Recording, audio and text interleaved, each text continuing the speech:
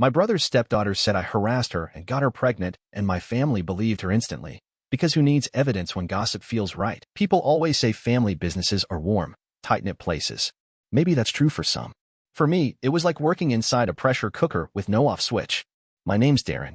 I'm 38 years old, and I live in Columbus, Ohio. I've been managing warehouse operations at our family-owned packaging company for the past 12 years.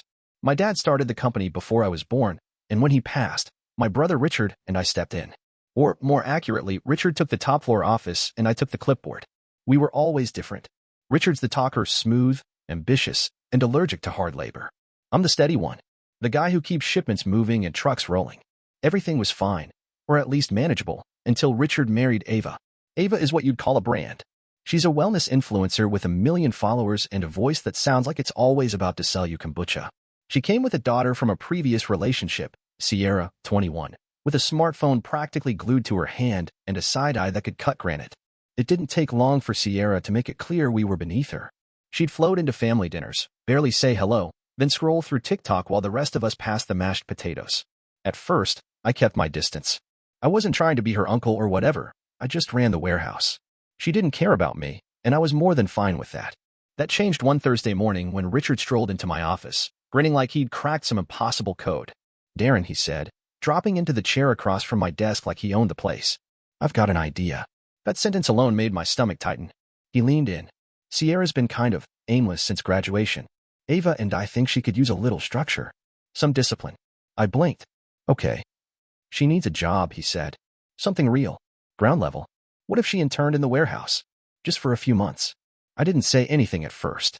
Just stared at him, hoping he'd burst out laughing and say, "Kidding." He didn't. "Look," he added, "it's just an internship. Light stuff. Filing, logging shipments. It'll be good for her." I swallowed hard. "You sure she wants to do this?" He waved it off. "Of course she doesn't. That's the point." So there it was. I was being asked, no, told, to babysit his stepdaughter, who thought manual labor was a myth. I didn't like it. But I also didn't want to cause another round of drama in a family already held together by passive-aggressive brunches. "Fine," I said. "But if she's working here, she follows the same rules as everyone else." Richard beamed. "Of course, man. Totally." He was lying. I knew it. But I went along anyway. Sierra showed up the following Monday like she'd lost a bet. Tight black jeans, sunglasses indoors, iced coffee in one hand, her phone in the other. "This place smells like cardboard," she muttered. "Well," I said, pointing around the warehouse, "that's because it's full of cardboard." She didn't laugh. I tried being polite. Gave her a tour, introduced her to the team, explained the workflow. She nodded through most of it, but I could tell her brain was elsewhere, probably in the comments section of her last Instagram post. Within hours, she was already sighing at simple tasks. "Do I really have to log all this manually?" she asked. "Yes," I said. "It's called inventory." She rolled her eyes. "That's so 2010. By lunch, she was on her phone in the break room, live streaming herself with the caption, "Survived my first 3 hours in a box factory. Send help." I only knew because my warehouse supervisor showed it to me, jaw clenched. I took a deep breath. Tried not to react. Over the next 2 weeks, things got worse. Sierra showed up late nearly every day, complained constantly, and treated the staff like they were her personal errand runners. She said to one of our forklift operators, "Can you get me a Coke or something? I'm dying." She didn't even know his name. Still, I tried to give her a chance. I really did. But the more time passed, the clearer it became Sierra wasn't here to learn. She was here because her mom and stepdad wanted to teach her a lesson. And I was just the guy they stuck with the chalkboard. That tension started bubbling inside me. The fake smiles at family dinners. The way Richard would ask, "How's our little intern doing?" Like she was a science project. And Ava didn't even pretend. She looked right through me like I was just the help. And maybe, in their eyes, I was. I should have said no. I should have trusted my gut the moment Sierra walked in wearing a Balenciaga hoodie and a scowl. But I didn't. I said yes. And that one, yes, would cost me more than I could have ever imagined. I wish I could say things turned around. That maybe Sierra found a rhythm, figured out the value of hard work, or even faked enough effort to keep the peace. But no, it only got worse. By the second month, she was openly hostile. Not just lazy or distracted, aggressively insubordinate. She started refusing tasks. I'd ask her to double-check a shipment list, and she'd fold her arms, stare at me with that smug half-smile, and say, "You know this isn't a real job, right?" That one got to me. My crew was tight-knit. Most of them had been with us for years. Guys like Ray and Theo who'd worked their way up from part-time loaders to full-time floor supervisors.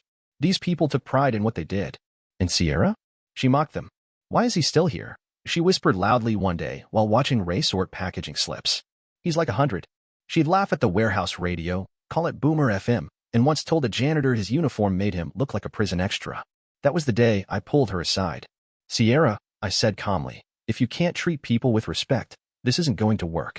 She rolled her eyes. God, relax. It's a joke. It's not funny to them. She shrugged. Then they need to grow thicker skin. I clenched my jaw and walked away. I knew reporting any of this to Richard would go nowhere. He'd just shrug and say she was finding her edge. But the breaking point came on a Wednesday morning in mid-July. I walked into the office early and saw Sierra already there. Odd, considering she was usually 15 minutes late. At first, I thought maybe she was turning a corner. Then I noticed what was on her screen. It was our shipping software. But not just the daily logs, she had somehow accessed a restricted folder with sensitive client files. One in particular caught my eye, Stanwell Group, a high-volume contract we'd recently landed after months of negotiation. That account had a confidentiality clause built into the contract due to a pending legal dispute on their end. Leaks or mishandling. We could get sued. What are you doing? I asked, voice low but firm. She jumped, then slammed the laptop shut. Nothing. Just looking around. I stared at her. That folder's off limits. Who gave you access? She hesitated. I guess the password. My stomach turned. She wasn't lying. The software default password was our old address, something Richard would have mentioned at dinner once. She must have remembered. Sierra, I said, heart pounding, you could have seriously jeopardized a major account. Do you understand that? Oh, calm down, she said, flipping her hair back. It's just files. That was it. I didn't raise my voice. I didn't explode. I simply documented everything, timestamps, screenshots, a written incident report. Then I called Richard. He answered on the second ring. Hey, little bro. What's up? She broke into restricted client files, I said. This is serious. I need your backing on letting her go. There was a pause. Then, the expected answer. Look, I get it. But maybe you're overreacting. She accessed data that could get us sued. Yeah, but she's 21. Kids make mistakes. Just give her a warning. Talk to her again.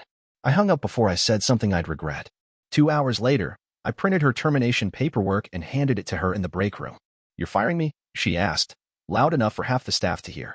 You violated protocol. Repeatedly. This is the outcome. She blinked, stunned. Then scoffed.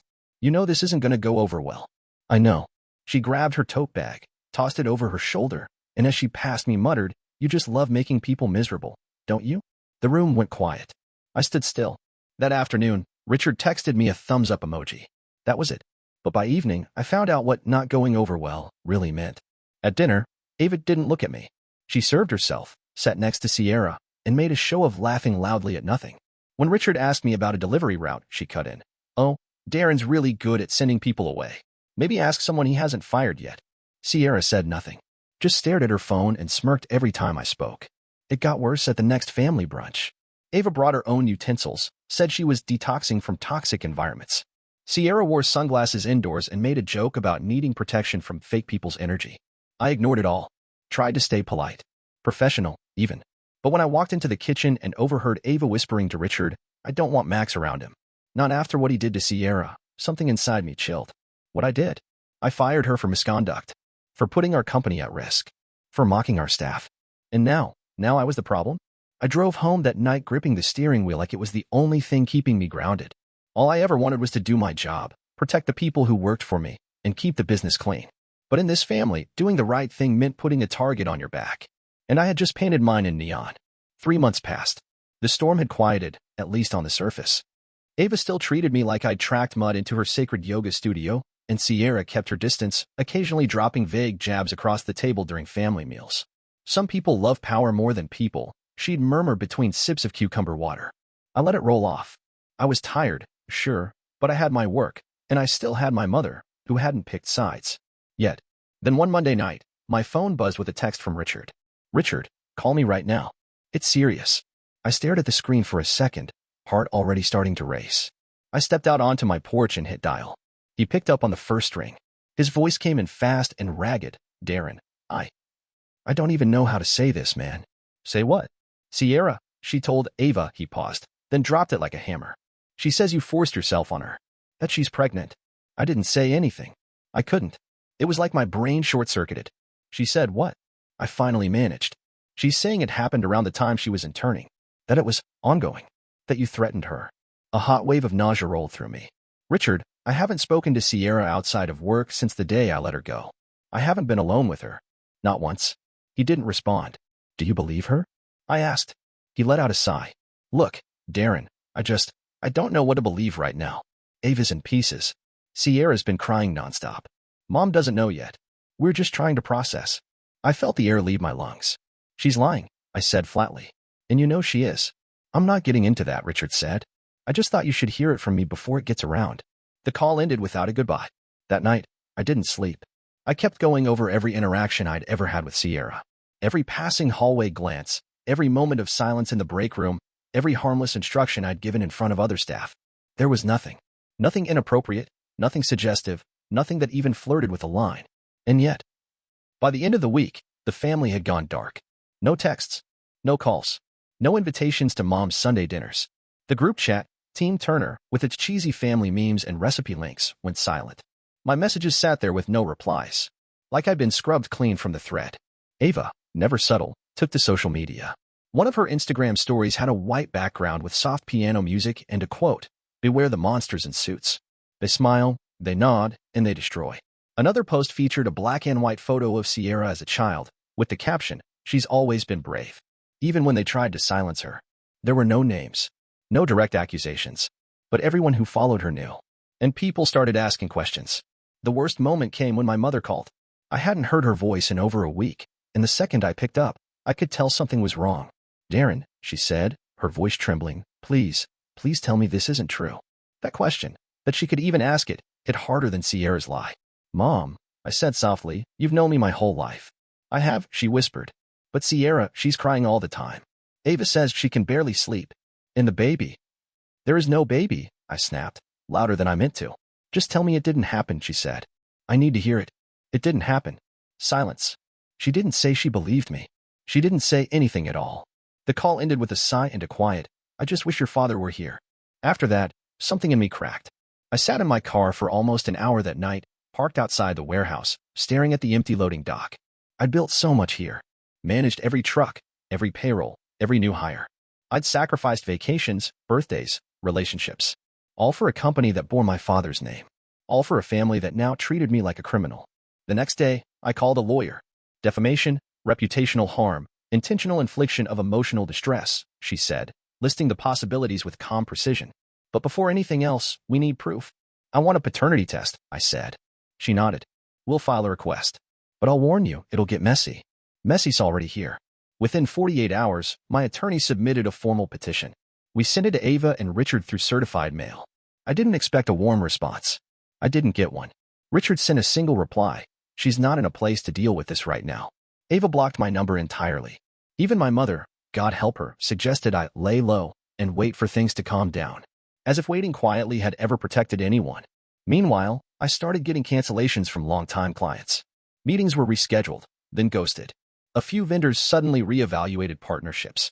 One even asked, flat out, "Is everything okay with the company image?" I knew what that meant.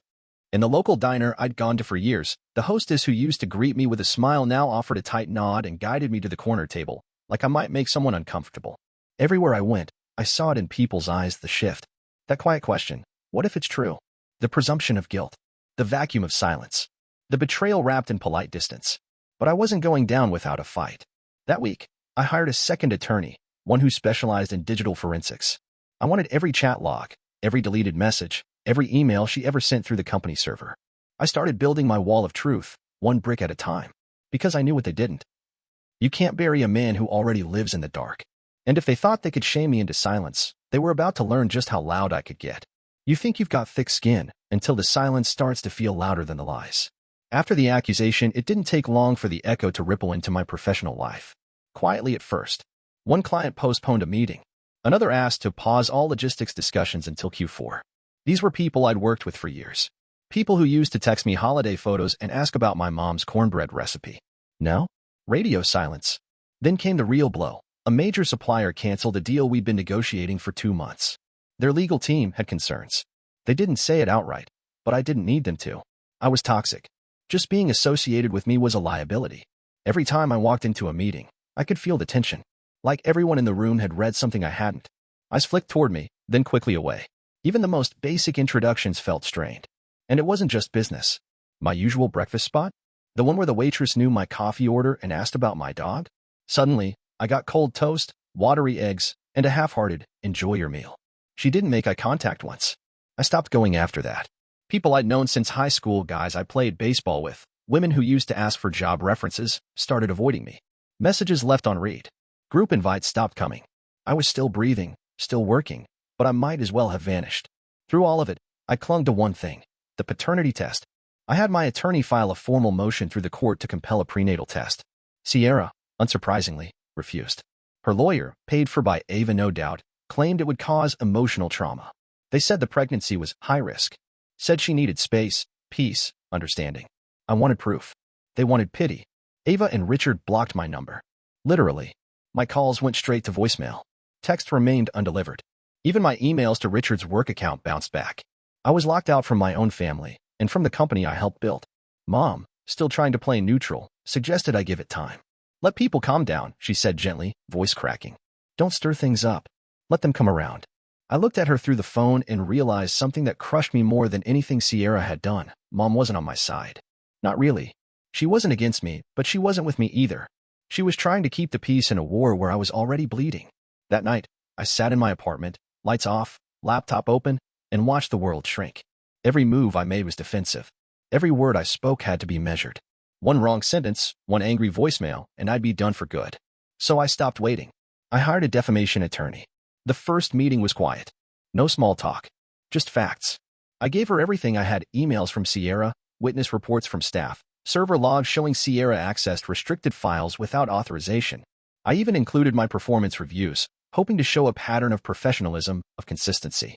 She nodded as she flipped through the folder. You're doing the right thing, she said. I didn't feel right.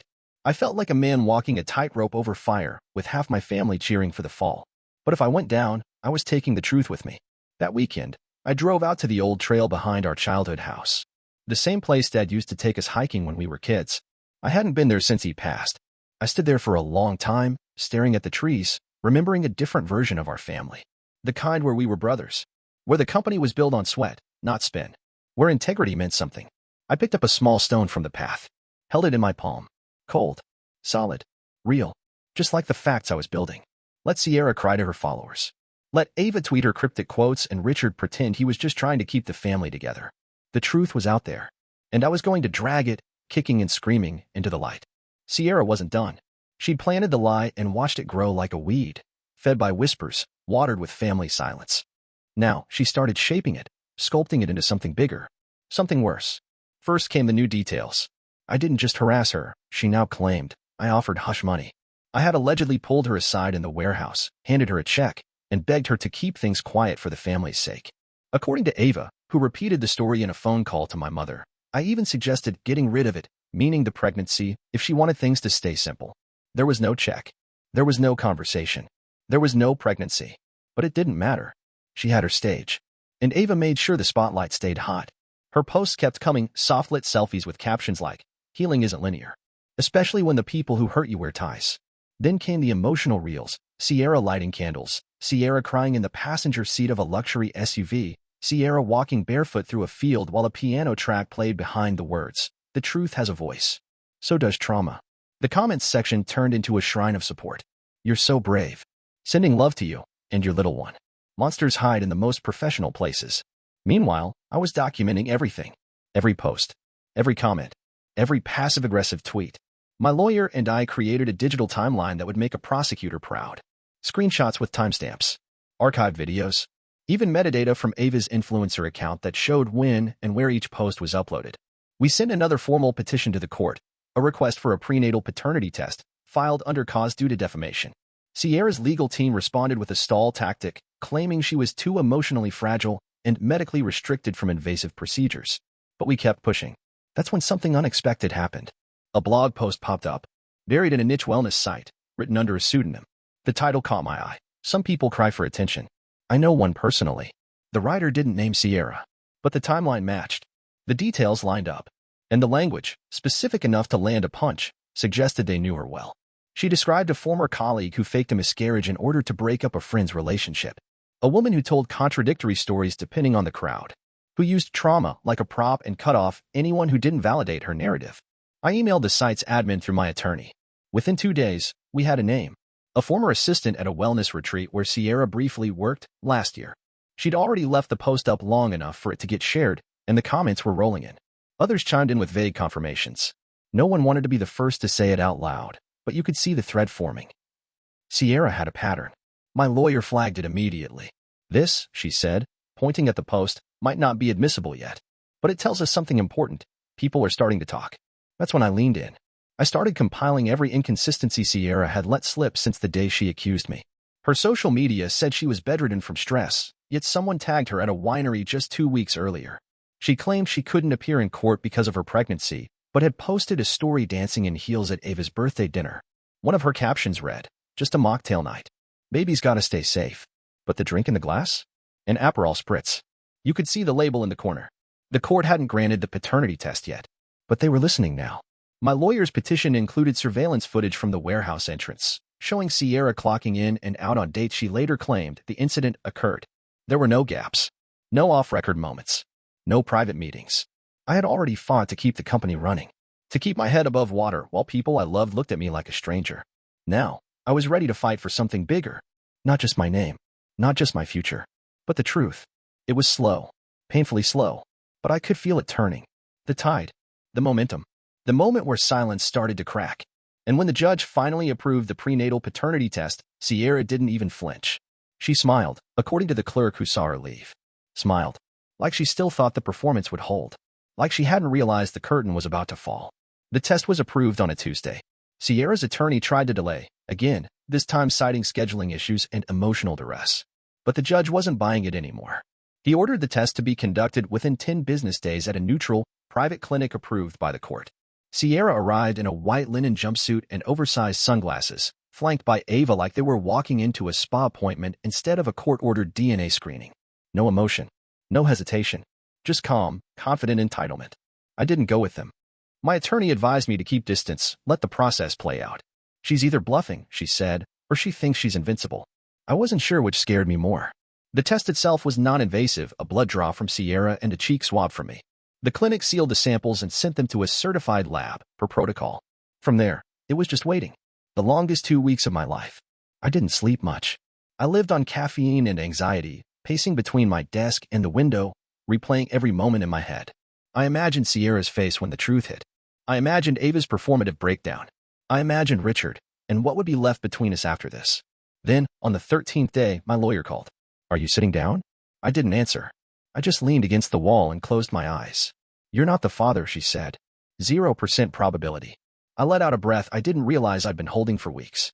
I sat on the floor. Just sat there, in silence. Vindication sounds louder in your head than it does in real life. There's no cheering, no dramatic music, just silence and relief. The lab report was immediately submitted to the court. My lawyer sent official copies to Richard and Ava. Still, no reply, no apology, just more silence. But the next move was ours. My attorney opened an inquiry into Sierra's medical records, specifically the prenatal visits she had claimed were happening every week. What we found was a trail of inconsistencies. Sierra had told Ava and the court that she'd been attending appointments regularly. She even mentioned specific doctors by name. But when our legal team contacted the clinics, there was no record of her ever being seen. One OBGYN's office had a note that someone had called posing as Sierra, requesting fake paperwork for a school project about pregnancy forms. They'd flagged the call as suspicious but never followed up. Then came the forged documents. Sierra had uploaded scans of what she claimed were ultrasound reports to her private Instagram stories. One of our digital consultants pulled metadata from a cached image. Turns out, the document was a template found online, modified in Canva. The date format didn't match the hospital's standard. The signature at the bottom? Not a real doctor's, just a scrawl. We added it to the file. 2 days later, I got a call from my cousin Melissa. She sounded nervous. "Listen," she said, "I didn't want to get involved, but I saw Sierra at a party 2 weeks ago. She was drinking." "What kind of party?" I asked, already knowing the answer. "Like a house thing. Someone's birthday. She had a glass of red. Not soda. Wine. I'm sure of it." Melissa agreed to sign a statement. Another domino fell. Then, the final detail, Sierra had posted a reel weeks earlier, dancing barefoot in a living room while holding her stomach and lip-syncing to some moody indie song. The caption read, growing life, and keeping light. Except the clip had been filmed months before metadata proved it. She wasn't even claiming to be pregnant yet at the time. It was staged. All of it. The court reviewed the evidence. My lawyer filed a motion to have Sierra investigated for fraud, defamation, and obstruction of justice. Ava's name was included in the filing as a complicit party. When we served the documents, Richard showed up at my office. Alone. His face was pale, and his eyes had lost the easy confidence they used to carry. "Can we talk?" he asked. I stared at him from across my desk, unsure if I even wanted to hear it. "She lied," he said, voice low. "She told me last night. There was no pregnancy. She made it all up." I didn't speak. She said it was about revenge. About the warehouse. About how I didn't stand up for her when you fired her. I waited for the apology. It never came. Richard just stared at the floor, rubbing his hands together like he was trying to wash something off. "I didn't know," he added. "I swear." "You didn't ask," I replied. He didn't argue. Didn't defend himself. He tried again, then stopped. "Ava wants to keep this quiet. She says it's a family matter." I almost laughed. "That family matter nearly destroyed me," I said. "I'm not keeping it quiet." Richard nodded slowly. "I figured you'd say that." He stood to leave. "Do what you have to do," he said, before walking out. I sat alone in my office, the DNA test on my desk, the forged documents in a folder beside it, and a single thought running through my head. She didn't just lie about me. She built a story designed to bury me. And now? Now I was going to dig every piece of it back up and bury the lie instead. It started with a whisper. That's how these things usually unravel. Not a courtroom gavel or a dramatic confession, but a crack in the story, small, quiet, and undeniable. We served legal notice to Ava and Sierra on a Friday. My attorney called it a strategic pressurization, a polite way of saying we were turning up the heat. By Monday morning, their lawyer requested a closed-door meeting. But the collapse started before we ever stepped inside that room. Late Sunday night, Richard showed up at my place. I heard the knock, opened the door, and there he was, still in a pressed shirt, but with a look I hadn't seen since our dad's funeral. Hollow. Deflated. Carrying something too heavy to wear without sagging under it. "She told me everything," he said, not bothering to step in. "It was all a lie. I didn't say anything. I just stepped aside and let him in." We sat at the kitchen table, the same one where we used to eat grilled cheese sandwiches as kids. He didn't touch the coffee I poured, just stared at the grain in the wood, like it had something to say he couldn't. "She said there was never a pregnancy. Never anything. She made it up because she wanted to hurt you for firing her." He looked up at me then. "She said Ava helped her write the posts. Gave her wording. Made her feel like it was okay, as long as it kept you on your back foot." Her words. I nodded slowly. Not out of surprise. Just confirmation. "What are you going to do?" he asked. I looked him in the eye. "I'm going to court." He winced, like he'd been hoping I'd say anything else. He started, then stopped. "I didn't know it went this far." "You didn't want to know," I said quietly. He swallowed. "Maybe." He reached into his coat pocket and pulled out a crumpled envelope. "I wrote you something," he said. "Apology. Explanation. I don't know." I didn't take it. He stood to leave, but lingered. "For what it's worth," he said. "I'm sorry. For all of it." I nodded. "Words are easy, Rich. I'm not looking for sorry. I'm looking for accountability." He didn't argue. Just left the envelope on the table and walked out. The next morning, Ava called. Blocked number. I picked up anyway. Her voice was syrupy, brittle. Like someone trying to sell something they knew you didn't want. "Darren," she said, "can we talk?" "I don't think we have anything left to say. I just think this has gone far enough," she said. "We're family. We can resolve this privately. There's no need to involve outsiders." Outsiders. Like the court system. Like the truth. "You tried to destroy my life," I said. "You made me a villain in my own family. You watched my reputation crumble and encouraged your daughter to add fuel." "We were trying to protect her," she snapped, dropping the act for a second. "From what?" I asked. "From the consequences of lying?" Long silence. Then, "Look, if you keep pushing this, it's going to tear the family apart. It's already torn apart." She softened her tone again. "We can fix this. Quietly. For everyone's sake." I smiled, but there was no kindness in it. "I'm not interested in quiet." Click. I sent the recorded call to my attorney that afternoon. She added it to the growing file, now nearly 3 inches thick. Depositions were scheduled. Court dates were locked in. And Ava was officially listed as a co-defendant on counts of defamation, complicity in fraud, and moral injury. It didn't take long for the rest of the family to pick sides. Some aunts called to say they were praying for clarity. One uncle texted me, "Maybe she's not well. This isn't what good girls do. Don't make her suffer if she's sick." But I'd stopped believing in vague absolution. I wasn't interested in excuses or therapy speak, or the soft padding of emotional disturbance. What Sierra did wasn't confusion. It wasn't an accident. It was strategic. She picked the moment. She picked the target. She picked the weapon. And when I fired back, suddenly I was being too harsh. That week, I got a card in the mail. No return address. Inside was a photo of my father, from years ago, at the warehouse, smiling in front of a forklift. Someone had written in careful handwriting, "He'd be proud of you for standing your ground." I don't know who sent it, but I kept it, pinned it above my desk, because I needed the reminder. Standing your ground doesn't make you cruel. Letting people burn you without fighting back, that's what destroys you. And I wasn't going to let them burn me anymore. The courtroom was colder than I expected. Not physically, but emotionally. Sterile walls, cheap carpet, and voices kept at courtroom volume. Hushed, clipped, restrained.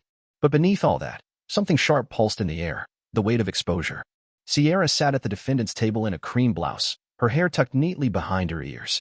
She didn't look at me once. Not when I walked in. Not when the bailiff called the room to order. Not even when the judge entered. Ava sat beside her. No Instagram filters now, just pale skin, tight lips, and a woman trying not to appear small in a room built for judgment. Her usual glow had dimmed. Her social media silence had lasted 3 weeks by then. Richard sat alone, back row. The hearing wasn't a full trial, it was the pre-trial summary presentation. A formal setting where we presented the collected evidence and asked for immediate sanctions based on Sierra's and Ava's misconduct. My attorney stood first. "Your Honor," she began, calm and clear. "We are not here today to debate perception. We are here to present proof. Evidence of deliberate, malicious fabrication. The defendants accused my client of a crime he did not commit, sustained that lie for months, and only ceased when compelled by a court-ordered paternity test, at which point the supposed pregnancy was revealed to be a complete fiction." She began with the timeline. Emails, phone records, internal warehouse surveillance footage, messages from Sierra, screenshots with timestamps showing her contradicting her own story to friends. Then came the forged medical documents. The ultrasound Sierra posted had metadata tying it to a free online template. One of the doctor's signatures was proven to belong to a California-based pediatrician who had never treated Sierra or practiced in the state. Next came character witnesses.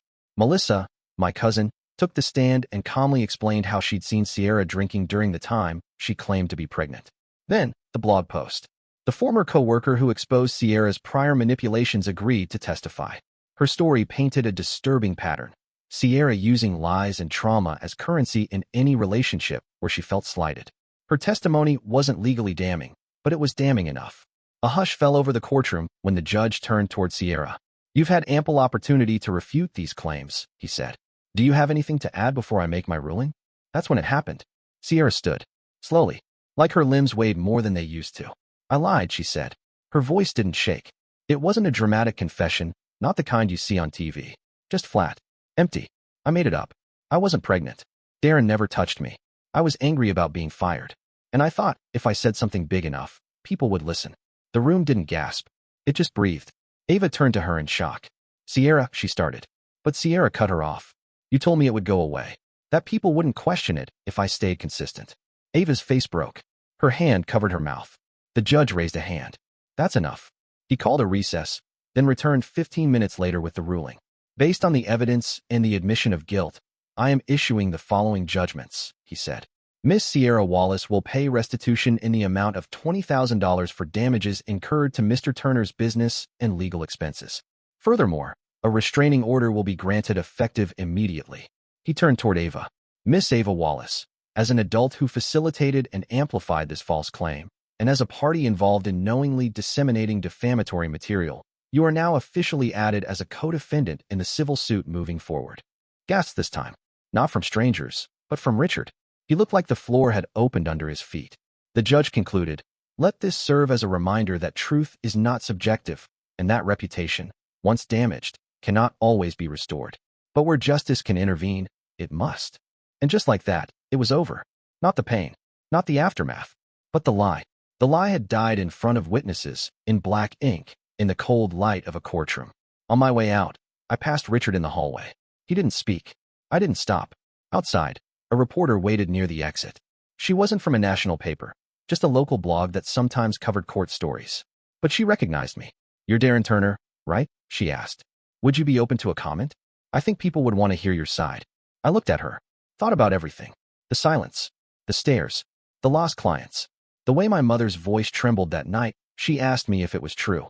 "No," I said quietly. "They've heard enough lies. Let them sit with the truth for a while. That afternoon, the story broke online. Headlines were cautious, but clear.